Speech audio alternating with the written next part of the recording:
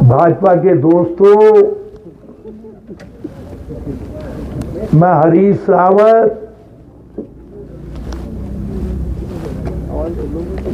आपसे प्रमाण मांगने और जिस तरीके से आपने मेरी छवि को बिगाड़ने का षड्यंत्र किया है, या तो प्रमाण दो या माफी मांग लो कहने आया हूं। आज आपके कार्यालय में महामानव स्वर्गीय अटल बिहारी वाजपेयी जी का जन्मदिन मनाया जा रहा है। मैं भी उस महापुरुष को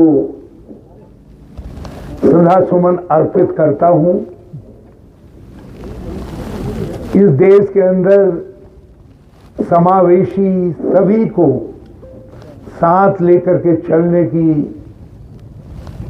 राजनीति करने वाले इस महापुरुष को हमारी श्रद्धांजलि।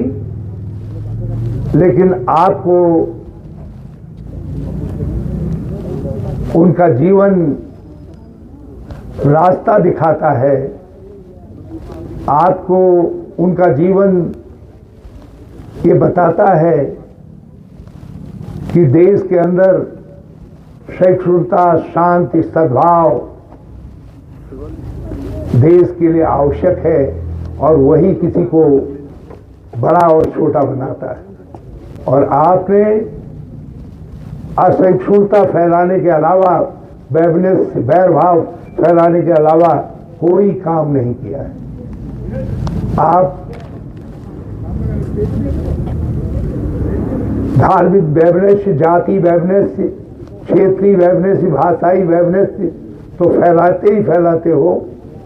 आप राजनीतिक दलों में भी घृणा फैलाने का काम करते हो। आपने ऐसे ही मेरी सार्वजनिक छवि को खराब करने के लिए लगातार झूठ बोलते हो, सब मिलकर बोलते हो, नीचे से ऊपर तक, और चुनौती देने पर प्रमाण नहीं देते हो। आप द्वारा छद्म तौर पर संचालित किए जा रहे सोशल मीडिया प्लेटफॉर्म में मुझे पाकिस्तान के लिए जासूसी करता राष्ट्रद्रोही दिखाया गया है। पाकिस्तान के लिए जासूसी करता राष्ट्रद्रोही दिखाया गया है।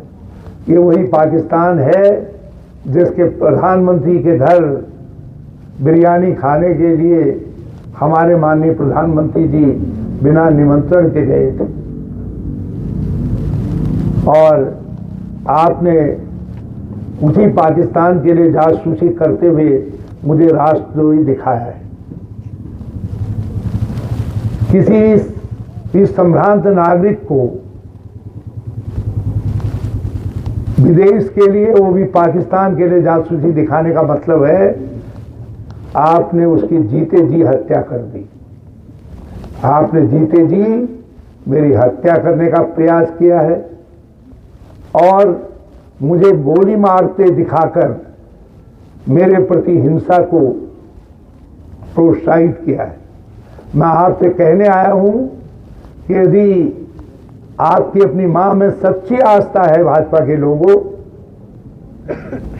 तो आप या तो मुझे प्रमाण दो कि मैं पाकिस्तान का जासूस हूं, और यदि प्रमाण नहीं दे रहे हो तो माफी मांगो सार्वजनिक रूप से, मुझसे नहीं, उत्तराखंड के लोगों से माफी मांगो। आपने आर्टिफिशियल इंटेलिजेंस, एआई अर्थात कृत्रिम मेधा का दुरुपयोग कर मेरी छवि इस प्रकार प्रस्तुत की है जिससे राज्य का सामाजिक सौहार्द बिगड़े और उसका मैं केंद्र बिंदु बनूं। आपके आईटी सेल उत्तराखंड भाजपा के अध्यक्ष ने जिसे अपने आधिकारिक पेज में डालकर प्रसारित किया है, आपने जो दिखाने का प्रयास किया है वैसा मैंने किया है, उसका प्रमाण दो। आप यही नहीं रुके हैं, इससे पहले भी आपका जो अतीत है वो राजनीतिक दलों के लिए विद्वेष और झूठ के आधार पर राजनीति करने के लिए दागदार है। आपने वर्ष 2070 में मेरे नेतृत्व वाली सरकार पर आरोप लगाया कि हमने जुम्मे की नमाज अर्थात शुक्रवार की नमाज पढ़ने के लिए राज्य के सरकारी कार्यालयों में सार्वजनिक अवकाश घोषित किया है, जबकि आप व माननीय प्रधानमंत्री जी जानते हैं कि कोई भी सरकार किसी धर्म के त्योहार का अवकाश तो घोषित कर सकती है, परंतु धर्म विशेष की प्रार्थना के लिए छुट्टी घोषित नहीं कर सकती। फिर भी आप सब ने मिलकर झूठ फैलाया और अभी तक कथित छुट्टी का गजट नोटिफिकेशन आपने मेरे बार बार चुनौती करने के बावजूद भी नहीं दिखाया है, क्योंकि कोई भी ऐसी छुट्टी यदि होती है तो उसका गजट नोटिफिकेशन होता है। बिना गजट नोटिफिकेशन के छुट्टी नहीं दी जा सकती है और वो गजट नोटिफिकेशन के बाद राज्य के अवकाश के रूप में उसको लिस्टेड किया जाता है, जबकि ऐसा कोई प्रमाण आप द्वारा नहीं दिखाया गया है, मुझको नहीं लोगों को बताया गया है और न गजट नोटिफिकेशन दिखाया गया है।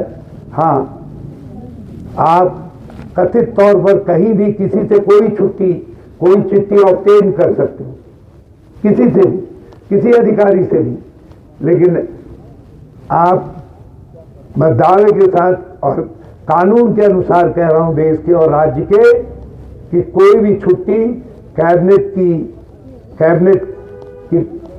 की स्वीकृति के बाद जब तक गजट नोटिफिकेशन नहीं होता है तब तक वो छुट्टी इनलिस्टेड नहीं होती है और जब तक वो गजट नोटिफिकेशन नहीं होगा तो कहीं छुट्टी नहीं होगी। मैं तो आपको ये भी चुनौती दे रहा हूं कि राज्य के किसी कार्यालय को, क्योंकि जिस दिन से ये गजट नोटिफिकेशन निकला तथा कथित आपके द्वारा जो भी आप कहते हो छुट्टी हो गई, तो कहीं तो छुट्टी हुई होगी, इस राज्य के किसी कार्यालय में हुई होगी, किसी स्कूल में हुई होगी, किसी अस्पताल में हुई होगी, किसी ब्लॉक में हुई होगी, किसी आपके जिसके राज्य सरकार के कर्मचारी हैं उनमें से किसी ने वो छुट्टी शुक्रवार की ली होगी। ऐसा कोई प्रमाण बताओ, लाओ हमारे सामने जहां वो छुट्टी हुई हो।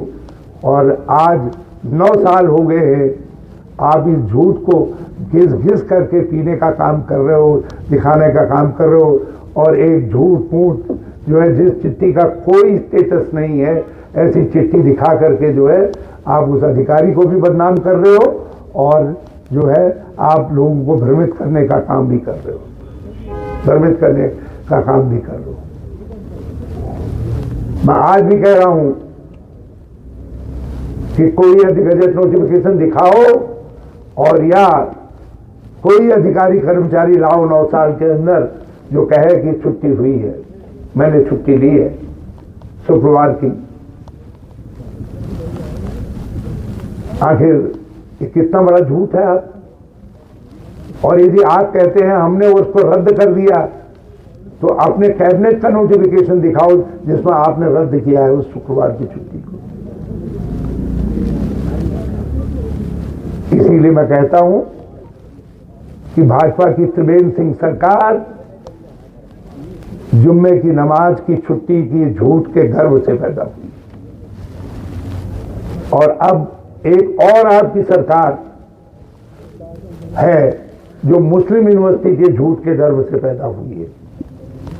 आपकी पार्टी और आपके शीर्ष नेताओं ने यह जानते हुए भी कि भारत का संविधान धर्म के नाम पर कोई विश्वविद्यालय या संस्थान खोलने की अनुमति नहीं देता है, वर्ष 2022 के चुनाव में भाजपा और भाजपा के नेताओं ने झूठ बोला कि मैंने यह कहा है कि कांग्रेस सत्ता में आएगी, मुस्लिम यूनिवर्सिटी बनाएगी।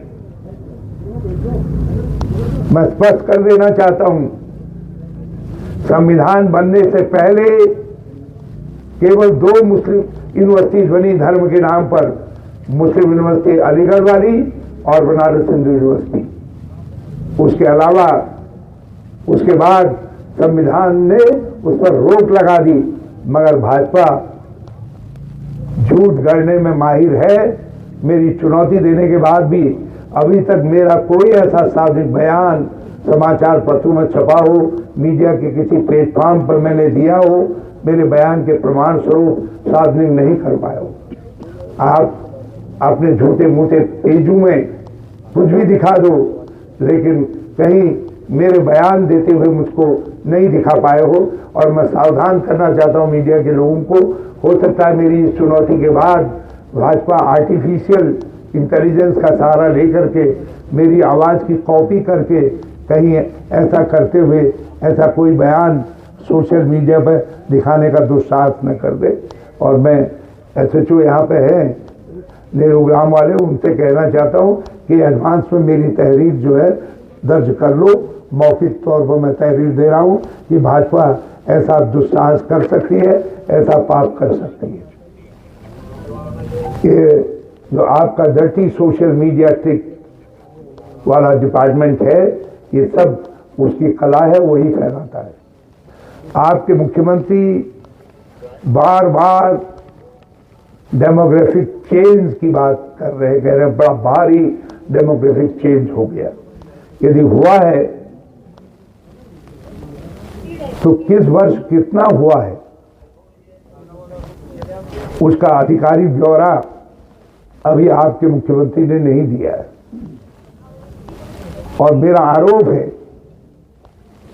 कि इसमें 75% डेमोग्राफिक चेंज, 80% भाजपा के शासनकाल में इन 9 सालों के अंदर हुआ है।